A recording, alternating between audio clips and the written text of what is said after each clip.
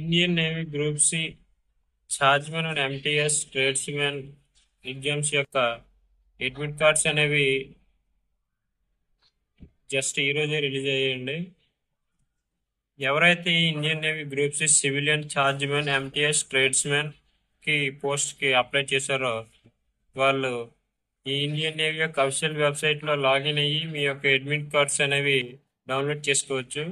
మీరు చూస్తున్నప్పుడు లైవ్ లో ఈ యొక్క ఇండియన్ నేవీ ఛార్జ్మెన్ ఎంటీఎస్ ట్రేడ్స్మెన్ పోస్టుల యొక్క ఈ రోజు రిలీజ్ అయిన అడ్మిట్ కార్డ్ ని ఎలా డౌన్లోడ్ చేయాలని మీకు చూపిస్తున్నాను చూడండి.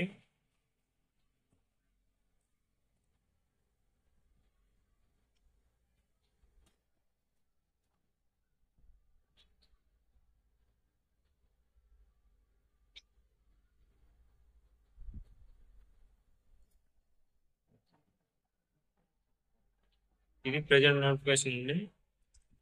మీరు గూగుల్ ఓపెన్ చేసి సర్కార్ రిజల్ట్ లేదా గూగుల్లో విజయబలన్.com ఓపెన్ చేసి అడ్మిట్ కార్డ్ సెక్షన్ పైన క్లిక్ చేస్తే అక్కడ అడ్మిట్ కార్డ్స్ చూపిస్తుంది. మీరు అంటే రీసెంట్ గా ఏవైతే అప్లై చేశారో వాటికి ఏ బోర్డ్స్ ఎగ్జామ్స్ కి అడ్మిట్ రిలీజ్ చేసిన స్టేటస్ చూపిస్తుంది. దానిపై క్లిక్ చేసి కిందకి వెళ్ళి సేమ్ వస్తే సేమ్ ఈ ఆప్షన్ చూపిస్తుంది అండి. అడ్మిట్ కార్డ్ పక్కన చూడండి, అడ్మిట్ రిలీజ్ అయింది కానీ స్టేటస్ క్లిక్ చేయడం క్లిక్ చేస్తున్నాను.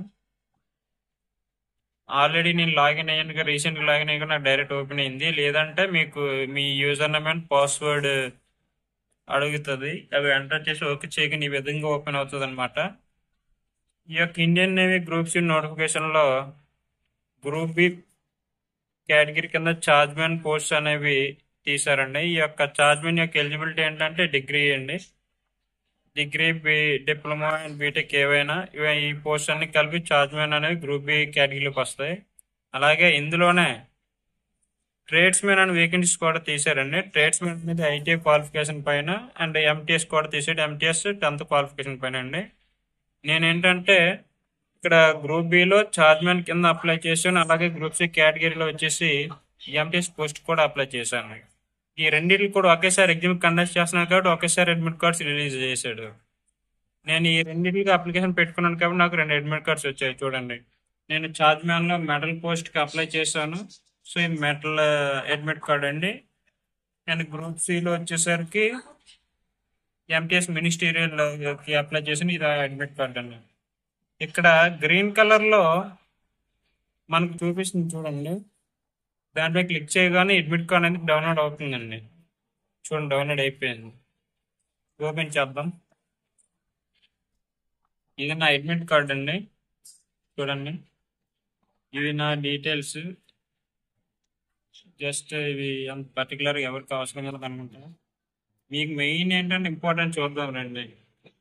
ఇక్కడ ఎగ్జామినేషన్ సిటీ అయితే నాకు విశాఖపట్నం వచ్చిందండి. ప్రాపర్ ఎగ్జామినేషన్ సిటీ వైజాగ్ చెప్తే ఎగ్జామ్ సెంటర్ ఎక్కడైనా మెన్షన్ చేయలేదు. అది చూద్దాం రండి.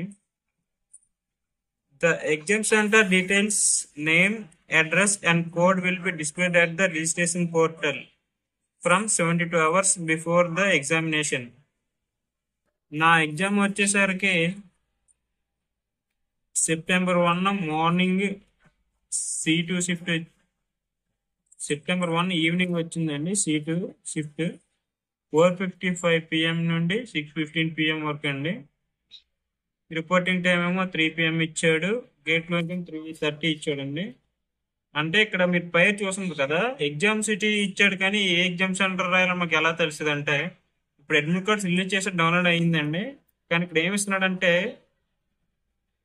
ఎగ్జామ్ డేట్ కి 72 hours అంటే 3 days before.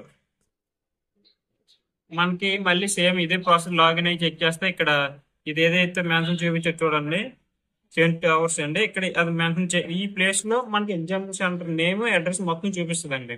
Exam city Vizag అని ఎలా చూపించాడో మన ఏ ఎగ్జామ్ సెంటర్ వచ్చింది అనేది ఇక్కడ కింద మనకి మెన్షన్ చేస్తారు. అంటే ఎగ్జామినేషన్ ఏ సెంటర్ అనేది ఆ సెంటర్ నేమ్ అనేది ఇక్కడ మెన్షన్ చేస్తారు. చూడండి, జూమ్ ఇన్ చేసి చూపిస్తాను మీకు అందరికి క్లారిటీగా. ఈ యొక్క ప్లేస్ లో మీకు చూపిస్తారు అనమాట. ఇది వచ్చేసి అడ్మిట్ కార్డ్. ఇక్కడ కింద సీట్ ఐడెంటిఫికేషన్ నెంబర్ ఇచ్చాడు అనమాట. మనం అక్కడ వెళ్ళగానే ఎగ్జామ్ సెంటర్ మన ఐడి తెచ్చి లోపలికి అలౌట్ చేస్తారు కదా. రిలేటెడ్ ఆఫీసర్స్ మన అడ్మిట్ కార్డ్స్ చెక్ చేసి అన్ని ఓకే అనిపిస్తే మనకి ఏదో ఒక సీట్ అని అలాట్ చేస్తారు అనమాట. ఆ సీట్ నెంబర్ రాస్తారు ఇక్కడ. అండ్ రైట్ సైడ్ ఈ క్యూఆర్ కోడ్ కింద వచ్చేసే ఇన్విజిలేటర్ అనమాట. ఎగ్జామ్ హాల్కి ఇన్విజిలేటర్ ఉంటారు కదండి, వాళ్ళ యొక్క సిగ్నేచర్ చేస్తారు ఇక్కడ. కింద మళ్ళీ ఇచ్చారు చూడండి, డిస్క్లైమ్ కింద ఇంగ్లీష్ పేరా. ఇది ఏదైతే పాస్ ఇచ్చాడో ఈ కింద empty box hand writing sample ఉంది కదా, ఇక్కడ రాయాలంటే క్యాండిడేట్ ఒరిజినల్ కాదా, క్యాండిడేట్ ఓన్ రైటింగ్ కాదని చెప్పడం కోసం ఈ యొక్క ప్రాసెస్ పెట్టడం జరిగిందండి. రిమైనింగ్ అన్ని వచ్చేసరికి అంతా ఇన్స్ట్రక్షన్స్ అనమాట. ఎగ్జామ్ హాల్లో చేయాల్సింది చేయకూడనివి అలా. ఓకేనా, మీ అందరికీ నచ్చింది అనుకుంటున్నాను. మీ అందరికీ నేను చెప్పి ఈ ప్రాసెస్ నచ్చితే కెరీర్ అడ్డా 26 యూట్యూబ్ ఛానల్ని సబ్స్క్రైబ్ చేసుకోండి. Thank you.